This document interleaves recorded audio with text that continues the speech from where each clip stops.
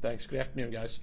We've had so many great signings. When you think about the history of our club, whether it was the signing in value of Hani Mukhtar as our first DP, the signing in value of Sam Surridge, the recent sale of Johnny Perez. For me, one of the best signings we've had in club history was when we were able to sign BJ Callaghan as our head coach. Very excited about the idea to be able to announce today a contract extension for BJ Callaghan for the immediate future as the head coach of Nashville Soccer Club. Thank you. And with that, we'll go on to questions. We'll start with Corey here on the end. Oh, I got to start. You get to start us off. Why important to get it locked up now? So when we first started these conversations well before the U.S. Open Cup final, so it's something that as BJ was approaching, kind of completing his first full year here, we were just so happy and overjoyed with the work he's done to try to cement not only his present but his future as well as part of the club. And Jill, I didn't see you back there, so we'll go to you. Yeah, you answered why now, but just how could you put into words what this means, why this is so significant for the club? What's great about what you think the history of our club, and you look at the leadership of John Ingram, Ian Ayre, collectively as a group, talking about when we have people that fit with our club, to make sure that not only they are part, like I mentioned earlier, of our present, but also our future. And BJ's been a great partner, excited about the work he's done on the field, not only now, but what we think has kind of the years to come as well. Go ahead, Lauren. What is it about the success BJ has had, albeit in a small sample size, that encourages you to re-sign him and think that that can continue? What's great about BJ as a coach is he understands the modern game from a tactical standpoint. He also understands the ecosystem of Major League Soccer, and whether that's how to work within identifying and acquiring players that fits what he wants, to also knowing how to integrate players to make sure they understand their roles and that the players that we identify and bring in fit what he's looking for. So, from a tactical standpoint, I think he does that. From a personal standpoint, he's everything that we want in a coach. He's the first guy in the building. I love the idea of trying to race him here. I can count in my hand the number of times I've beaten him here in the morning. He is tireless in his pursuit of trying to make sure that our team's competitive, not just season to season, but day to day. You've seen guys who have been here who've gotten better under his watch, and it's not a coincidence. Jacob? Yeah, you can. Okay, Ben? Yeah, BJ, first of all, congrats on the extension. Just looking at your time in Nashville so far and looking ahead to what you still want to accomplish, I guess where do you feel like you and the team kind of are in your overall vision? Yeah, I think obviously I'm grateful to John, Ian, Mike for the opportunity to come here, and then the opportunity now to stay here. The other thing I'm really grateful for is the people that I get to work with and alongside. That's the players, the staff, the coaches. And it's really, for me, it's really easy to come to work at Nashville SC. The city's a great place to live. The club is a great place to work. The players are great to work with, the staff and everything. So for me, when you wake up and I beat Mike here every morning, it's because I'm excited to do it and I'm excited to stay. So just grateful for that. Where we want to go is we're ambitious. We're an ambitious club. We have ambitious ownership. And there's I don't think there's any real limit on where I want this group to go. In professional sports, the ultimate is to win as many times as you can and win as many trophies as you can. And I think that's what we're building. We're building something here that I think can be a long-term sustainable model in the league, a long-term sustainable model of winning, and that's why I'm really proud to be able to continue with Nashville. Mike, from the outside looking in, it seems like the transition to BJ has been smoother than expected. At least that's what it seems to me. Has it been that way, or was it there were rough moments at any time? I said this recently. To me, BJ's like a DP signing as a coach.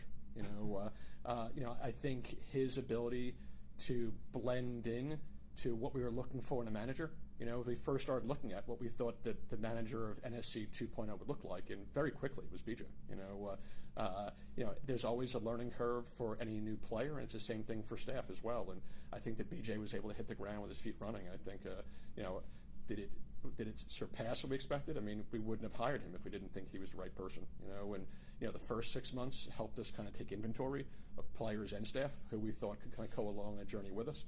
And I think the fact that we've had this transition in our group, not only with a new manager but with the roster makeover as well, and I think if you're a good group, you don't rebuild, you reload. And for us, we've been able to do that, not only like in the present, but when you see with some of the moves we've made to bring in players that provide sustainability for us for the future as well. I think it bodes really well for who BJ is now and who he'll continue to become as a manager. Well, BJ, there's been a lot of conversation in this club about NSC DNA and what that has meant from the beginning and how that's evolved now under your leadership. Through working with Mike and working with this front office, where have you learned about how your values align with the clubs, of members of the organization you're joining, just from a soccer standpoint, and how does that make this place an organization the right fit for you? Yeah, I think when I was first approached before I came here, you kind of hear about those things, the Nashville DNA and sort of the mission and the vision, and now having the opportunity to work here for a period of time, like it's not just words, it's how we kind of do our work every day and how we treat each other. There's a huge amount of humility and selflessness across the entire organization. I would say starting with our owner, John Ingram, all the way down. Humility and selflessness is what we're built on, and then rolling our sleeves up and coming to work every day. Do we get it right every day? No. But are we committed to learning and growing and kind of committed to the vision of what we want to be? Yeah, and I think that's what creates this consistency for us. And allows us to all sort of work together as equals, and that's really refreshing, and I think that's what's going to continue to push us forward. Steve? I guess too, if I can sneak in, Mike, to do a contract extension this early, necessarily in his tenure, how important was it to do that and lock him up for even longer than you had? And then from BJ's perspective, to know you have that certainty, how does that help you this year and beyond in building on what you've already done? I think you've seen it with players that we have here. When we have someone who's been successful, we try to lock them up. It's the same thing with staff. And, BJ mentioned earlier, and I think it's something that echoes throughout the club. I mean, that starts with our owner and about how he wants to conduct business.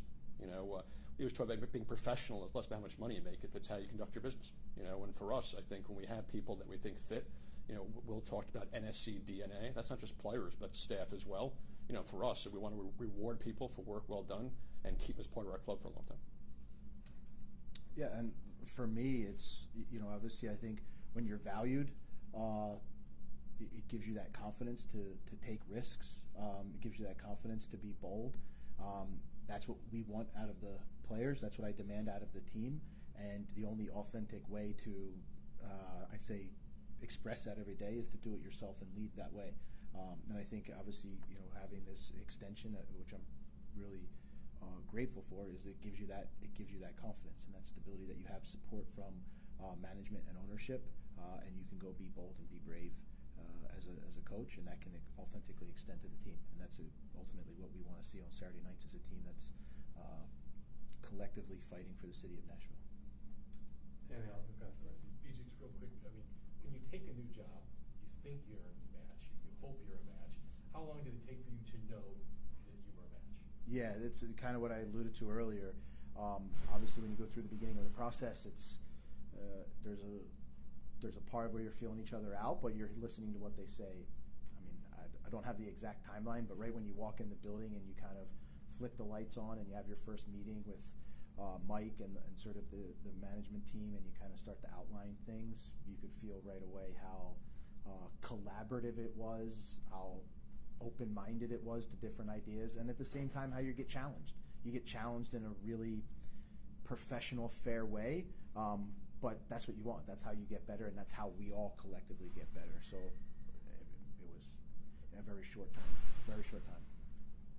BJ, how has your time here impacted you as a coach? I've grown a lot because I've screwed up a bunch.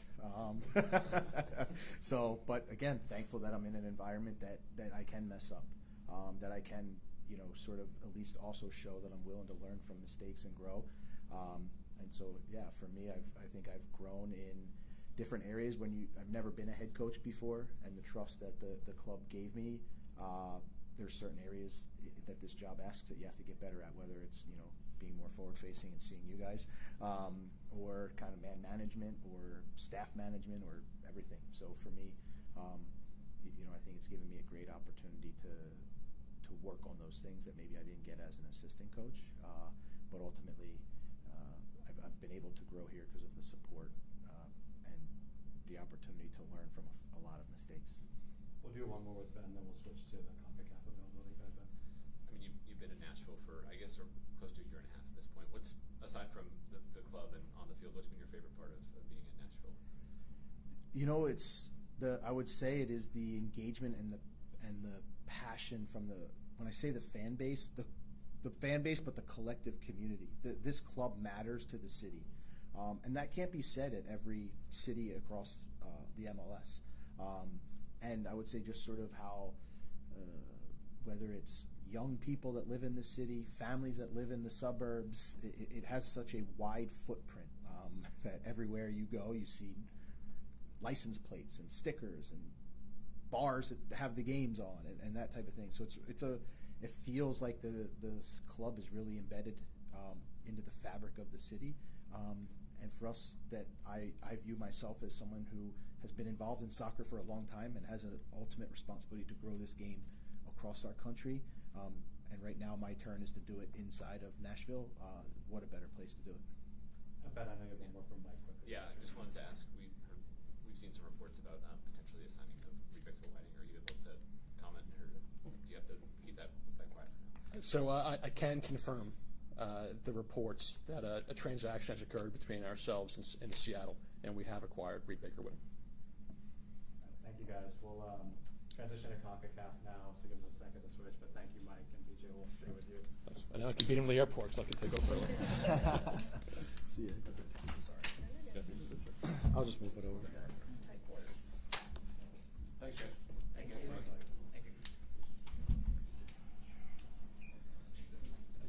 I'm going to drop these down to you guys. Thank you. Double dose.